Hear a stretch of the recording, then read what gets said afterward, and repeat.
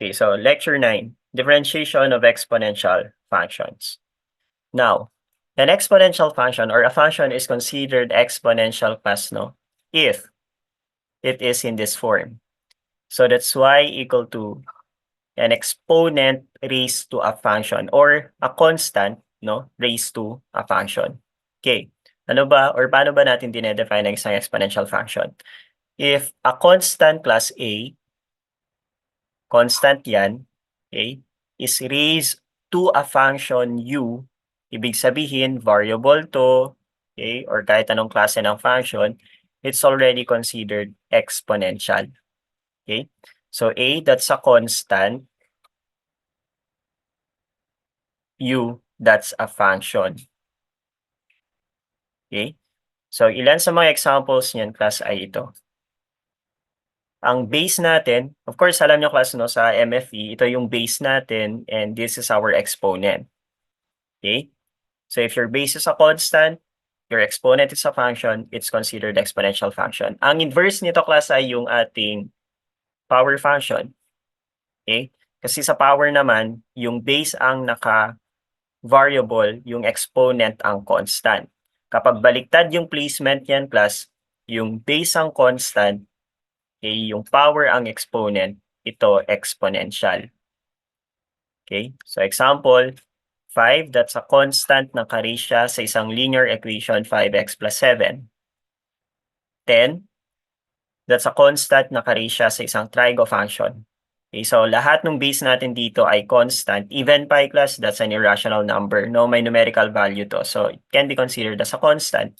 Pati yung e class, no, irrational, may numerical value yan. Okay, so kapag yung e, niraise niya sa isang variable, exponential function ang tawag dyan. Okay, so negative 7 raised to x over x plus 1, negative 4, hanggang dito sa 25 raised to negative x. Okay, so the constant may be negative. So with the exponent class, no, it can be negative. Okay, so nasundan nyo ba class yung characteristic ng isang exponential function? Back na. Okay. Tandaan nyo yan class ha. Now, how do we differentiate exponential functions? First, if your exponential function is in this form, that's a raised to u, okay? Then, kung i-derive natin siya with respect to x, ganito yung gagawin natin.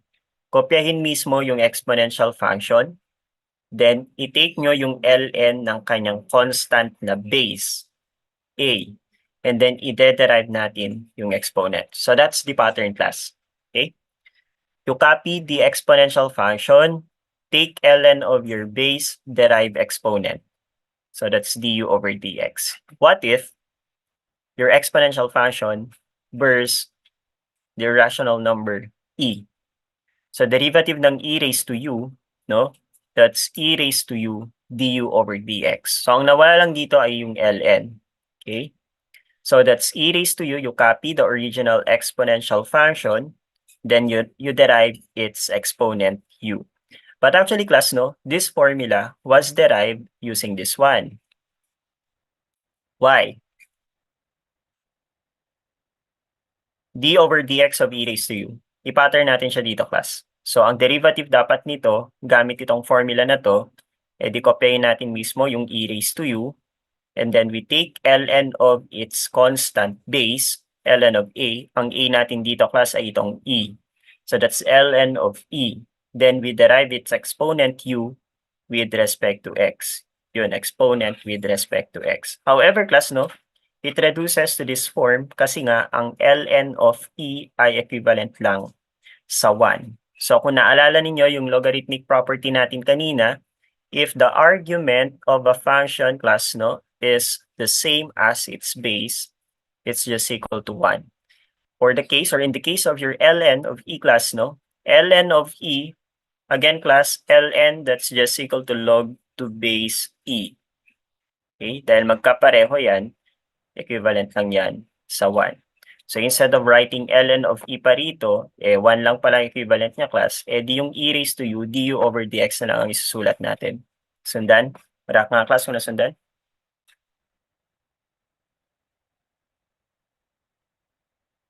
Okay, no? Para lang ma-differentiate ng class, no? Although, yung pinanggalingan nitong formula na to, ulitin ko, dyan lang yun, class.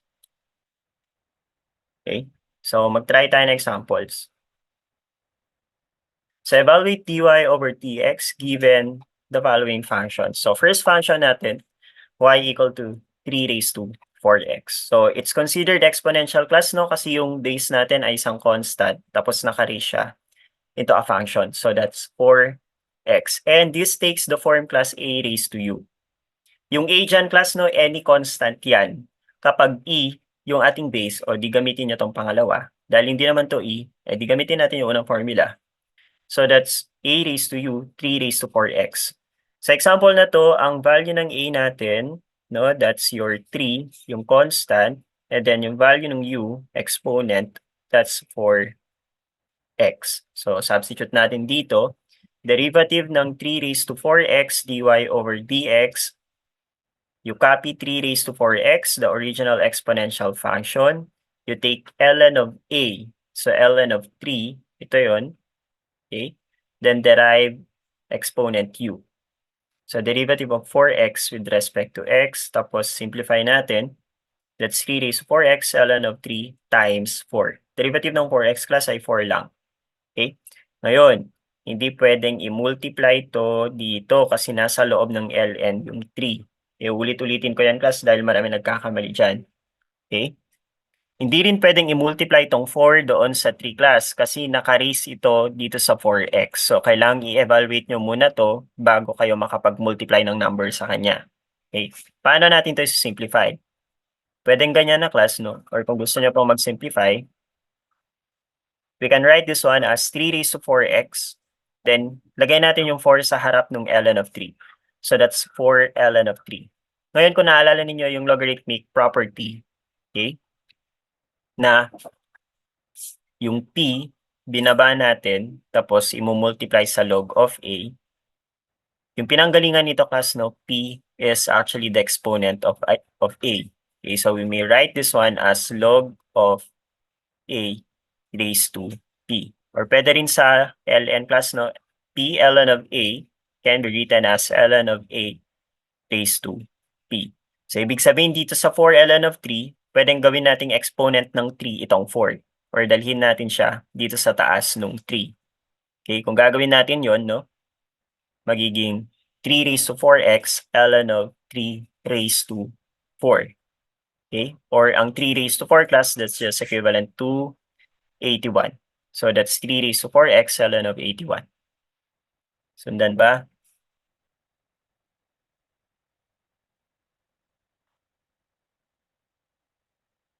Okay. Kung gusto nyo class, dito na lang kayo sa solution nyo. No, i-box nyo na yan. Kunwari lang di nyo alam to, edi okay lang. Kasi magkamali pa kayo mag-simplify. Okay? Another example, y equal to 5 raised to tangent x. So it's considered exponential class now because it has a constant base and a functional exponent or an exponent that's a function class. Okay? So ang exponent ka natin dito is a trigonometric function. Okay? Ngayon, tutukuyin natin kung nasaan dyan yung a at yung u. Eh di, ang a natin lagi yung constant na base, ang u natin ay itong tangent x. So a is equal to 5, u is equal to tangent x. Then we may follow this derivative. So dy over dx, okay? Kopyahin muna yung original exponential function. That's 5 raised to tangent x. Take ln of a. So that's ln of 5. Then derive u. Derivative of tangent x with respect to x. Okay? dy over dx, that's 5 tangent x, ln of 5, derivative ng tangent x mula last Saturday, that's secant squared x. So box na yan, class, because we cannot simplify our answer further. Lahat ng class ko nasundan.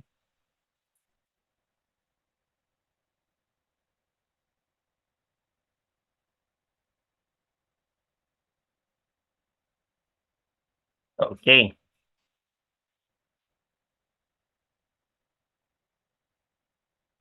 Magsabi kayo, class, pag merong mali dito sa examples natin, ha? Pag meron kayong question.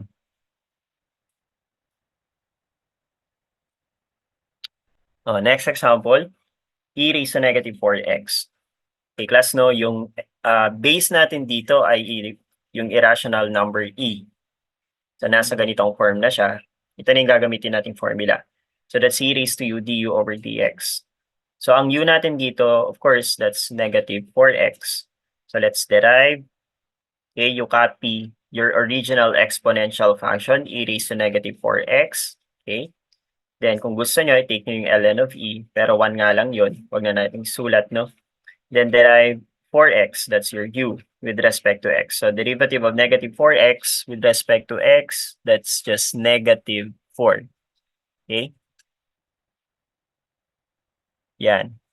So, wala nang mas simplify pa yan, class, no? Lagay na lang natin sa harap yung constant. So, that's negative 4 e raised to negative 4x. Okay, I think nasundan naman na yan, class, no? Next one, e raised to cosine 5x. Still, no, nasa ganitong form siya. Ang ginamit na base natin dito ay yung e. Okay? Euler's number kasi yung e eh, kaya e ang tawag natin dyan, no? Natural number. So that's why is equal to e raised to cosine 5x. Okay, so ito yung u natin dito. Then we follow this formula. So that's e raised to cosine 5x or e raised to u. Then ang i-derive na lang natin ay yung ating exponent q. So derivative of cosine 5x. So that's e raised to cosine 5x. Derivative ng cosine 5x, class, negative 5 sine 5x. Okay, so convert nyo muna to sa sine. Okay, or negative sine 5x. Then i-derive nyo yung 5x. Kaya meron tayong 5 dito. Okay, then simplify. Okay. That's negative 5 e raised to cosine 5x sine 5x. Inayos lang pala, class, no? Wala nang isi-simplify yung ating expression. Okay, nasundan ba itong example natin dito?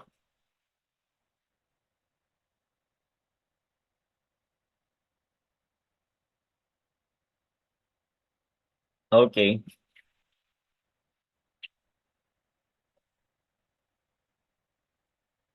Okay, next example, class. Y equal to 4 raised to x, ln of 4x. Okay. Your function, class, no, is a product of two independent functions. So we can't use this one directly or exclusively. So with this one, kasi wala naman kayo nakikita ang e dyan. Okay?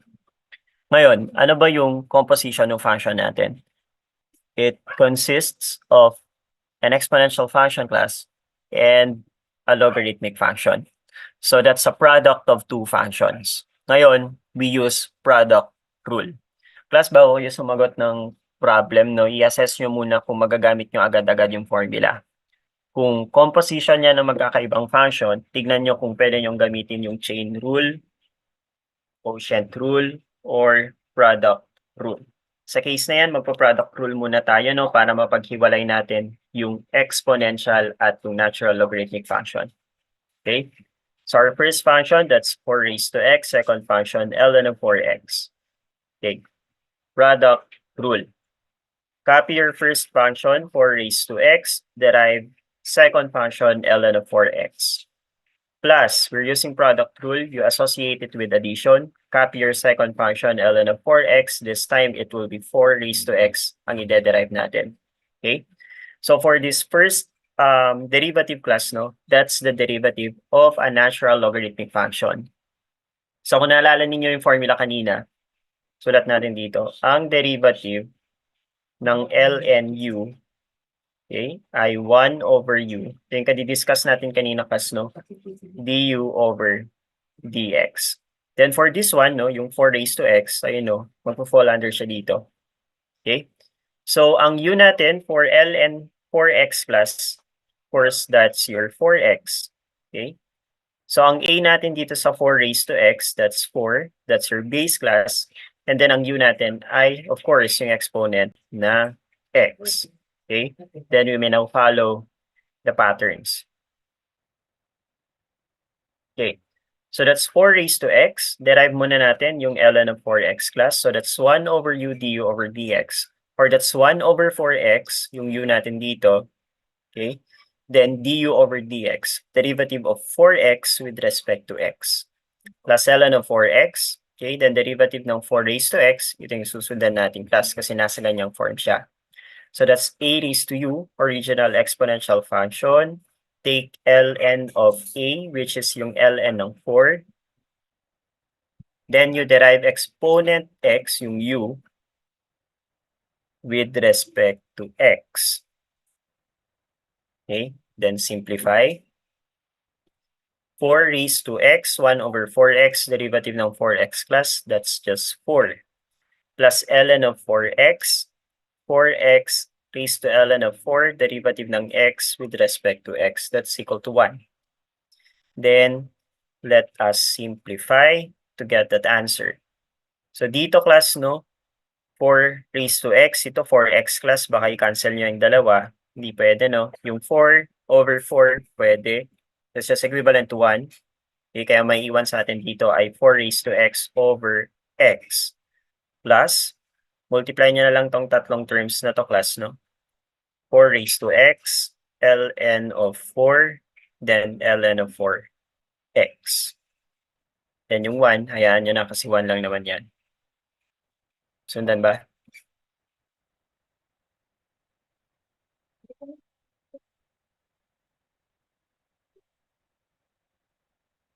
Okay. Assuming class na nasundan ninyo, no? Let's try this one. 3 raised to x plus 3 raised to y is equal to 6. This is an exponential function since it's a constant raised to a variable or a function. Your 3 raised to y is an exponential function as well, class, no? Since it possesses the same property as this term. So constant yung kanyang base, function yung kanyang exponent. Then of course, this is just a constant. Now, we really can't tell, class, no, kung nasaan or kung x or y nga ba yung ating dependent or independent variables. Okay? So ibig sabihin nito, this function is implicit. Okay? Ngayon, i-apply natin yung implicit differentiation for exponential functions.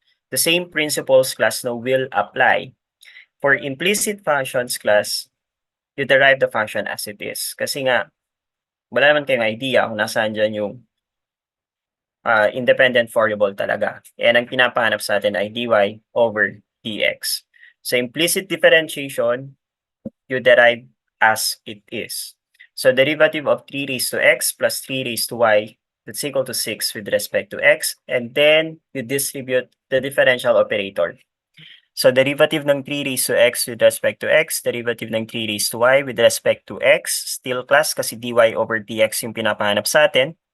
Then derivative ng 6, no? Constant. So tuloy natin yung solution. Okay? So for the first term, class, no, dito sa 3 raised to x, ang value ng a natin ay itong 3. Then ang u natin dito, of course, yung exponent na x. So nasa ganitong form siya. So with our second term, class, no, ito yung value ng ating a. Then this is its exponent q. Nasa ganitong form din siya. So ito yung gagamitin natin for this specific example. Okay? So for the derivative of 3 raised to x, you copy your 3 raised to x, then take ln of a. So that's ln of 3, then derive u, x, with respect to x. Okay? Plus, copy 3 raised to y, original exponential function. You take ln of its base class or ln of 3, then you derive its exponent y with respect to x. Then of course, derivative of 6, that's a constant, equivalent lang yan sa 0. Okay? Then let us simplify. So that's 3 raised to x, ln of 3, derivative of x with respect to x, to class, no, that's just equal to 1. Plus 3 raised to y, ln of 3, then derivative of y with respect to x, that's dy over dx, or pwede rin na y prime. Then equivalent siya sa 0. Okay? So implicit differentiation, yung sinabi ko nun, class, no? Iwan nyo sa isang side yung may dy over dx. Yung terms na walang dy over dx, dadalhin natin sa kabilang side. Okay? So kung ganun yung gagawin natin, class, ayan pala muna, no? Simplify. So that's 3 raised to x ln of 3 times 1, edi 3 raised to x ln of 3 lang din yon. Okay? So, ito yung transpose natin dito. So, let's transpose. So, that's 3 raised to y, ln of 3 dy over dx. Then, this time, negative na siya. Kasi nga, nilipat natin sa kabila. Okay, ngayon, ang iiwan lang natin class dito sa left side ay yung dy over dx kasi yun lang naman yung pinapahanap sa atin dito. Ibig sabihin nun, kailangan nating i-divide itong equation by 3 raised to y ln of 3. Or kung ano man yung expression na kasama ng dy over dx. Okay, kung gagawin natin yun, okay, ang dy over dx natin will become negative 3 raised to x ln of 3. This expression class, no, over this one, 3 raised to y ln of 3. Okay? And then, ln of 3 over ln of 3, we may just cancel out these terms class, no? Para maiwan sa atin yung 3 raised to x, 3 raised to y. That's our answer. Okay, ngayon class, hindi pwede na dito negative 3 raised to x tapos 3 raised to y. Baka pati yung 3 cancel nyo, hindi pwedeng ganun class ha. Kasi nga naka-raise to sa x, yung isa naka-raise sa y. So even if they have the same base class, no? Kung magkaiba yung exponent, wag nyo lang yung simplify. Or actually class, no, pwede pala. Kasi same pala sila ng base. So 3 raised to x over 3 raised to y. Pwedeng isang base lang class, no? Yung pinepertain ko kanina class, hindi pwedeng mag-cancel out yung base. But you can actually combine their exponents because they have the same base. So 3 raised to x over 3 raised to y. Okay? That's 3 raised to x minus y. Pwedeng ganito rin yung sagot. Sundan ba?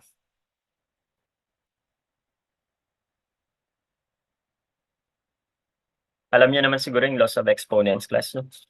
Pag pareho ng base, pwede nyong i-navigate yung exponents. Okay. I think this is the last example. So that's c raised to xy plus ln of xy equal to 3. Okay, again class, no, implicit differentiation tayo dito kasi nga di natin matukoy kung nasaan talaga dyan yung ating independent variable. So we'll derive as it is. So derivative ng e raised to xy plus ln of xy equal to 3. Tapos distribute natin yung d over dx class. Yan yung makukuha natin. So this is an exponential function. Nasa ganitong form siya. Logarithmic function naman to class, no? So ang derivative ng 1 over u ay, ln of u, derivative ng ln of u ay 1 over u du over dx. Okay? So dito class, no, ang u natin yung xy, okay?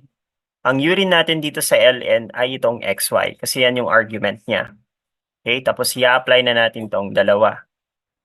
Okay, derivative ng e raised to xy, you copy the exponential function e raised to xy, then derive u or derive xy with respect to x.